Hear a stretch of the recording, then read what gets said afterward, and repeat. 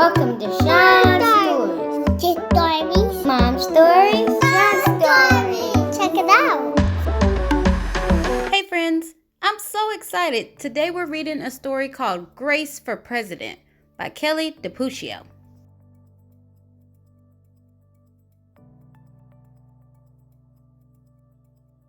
One Monday morning in September, Miss Barrington rolled out a big poster with all of the president's pictures on it.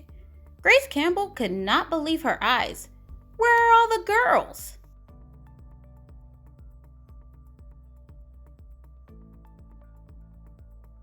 That is a very good question, said Mrs. Barrington. The truth is, our country has never had a woman president. No girl president? Ever? Grace asked. No, I'm afraid not, said Mrs. Barrington. Grace sat at her desk and stewed. No girls? Who'd ever heard of such a crazy thing? Finally, she raised her hand.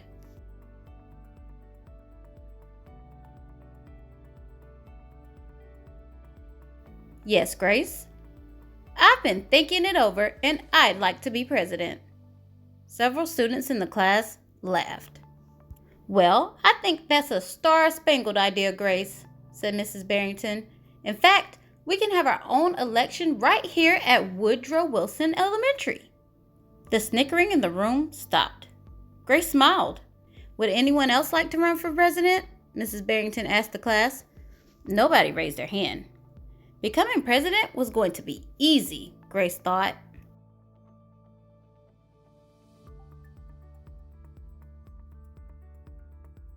The next day, Mrs. Barrington made an announcement. In the name of democracy, I have invited Mr. Waller's class to join our election. Their class has nominated Thomas Cobb to be their presidential candidate. Grace's heart sank. Thomas was the school spelling bee champion. His experiments always took a blue ribbon at the science fair, and he was captain of the soccer team. Becoming president wasn't going to be so easy after all, thought Grace.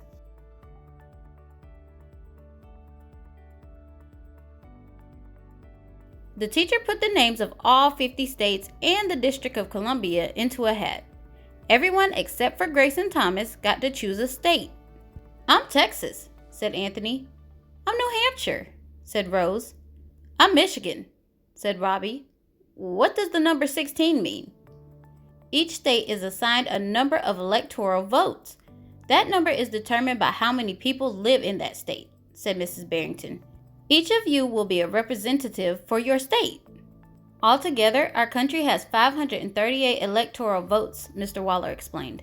On election day, the candidate who receives 270 electoral votes or more wins the election. Why 270? Asked Rose.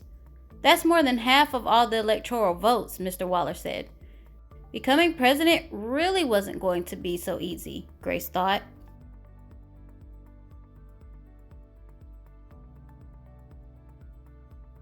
Grace came up with a campaign slogan. Make history. Vote Grace Campbell for president. Thomas came up with his own campaign slogan. Vote for Thomas Cobb, the best man for the job.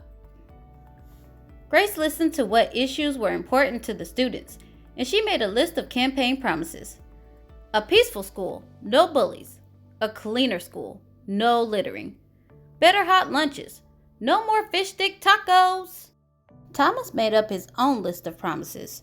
Free tutoring, free soccer lessons, fish stick tacos every week. Grace made campaign posters and buttons. Thomas made posters and buttons too.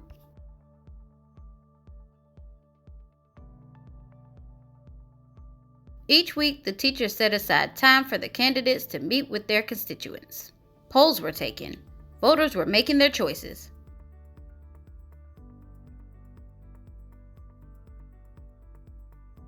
Grace continued to campaign. At recess, she gave speeches. During lunch, she handed out free cupcakes. After school, she held rallies.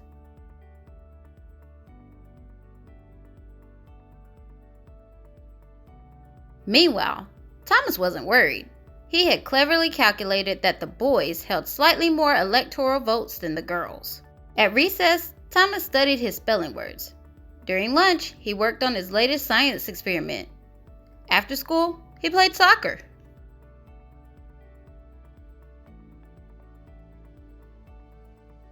Even before the election, Grace made good on her promises.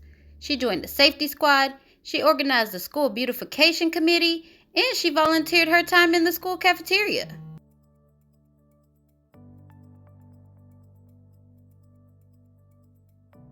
In early November, Woodrow Wilson Elementary hosted a special Election Day assembly. Grace and Thomas took their places on stage as the school band began to play. Henry was the first representative to approach the microphone. The Yellowhammer State of Alabama cast its 9 electoral votes for Thomas Cobb. Fletcher said, "The last frontier state of Alaska cast its 3 electoral votes for the best man for the job, Thomas Cobb." Hannah called out, "The Grand Canyon State of Arizona cast its 11 electoral votes for Grace Campbell." And so it went. State after state after state cast their electoral votes. The scoreboard in the gymnasium kept track of the totals.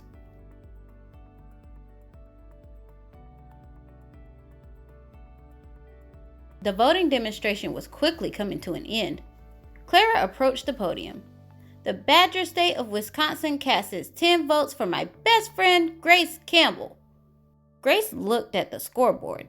Thomas had 268 electoral votes. She had 267. There was only one state still unaccounted for: Wyoming.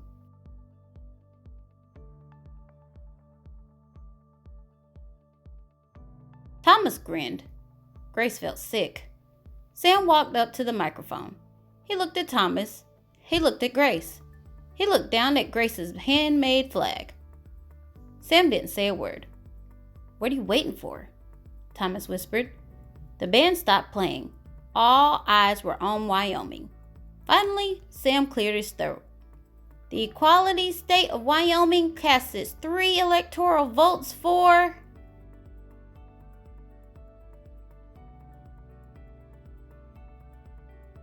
"Grace Campbell!" The gymnasium erupted in loud cheers and a few boos. Mrs. Barrington approached the podium. "With 270 electoral votes, the winner is Grace Campbell." Thomas looked stunned. Grace hugged Sam. "Why did you do it?" she asked. Sam handed Grace his flag. "Because," he said, "I thought you were the best person for the job."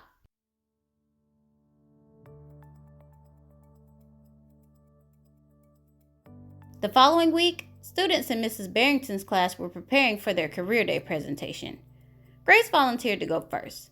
She stood at the front of the room and glanced at the poster still hanging on the wall.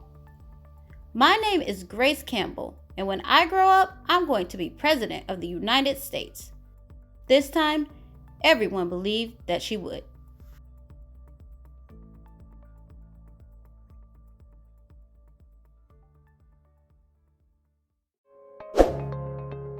She sat on Rooster's birthday cake. Oh, no.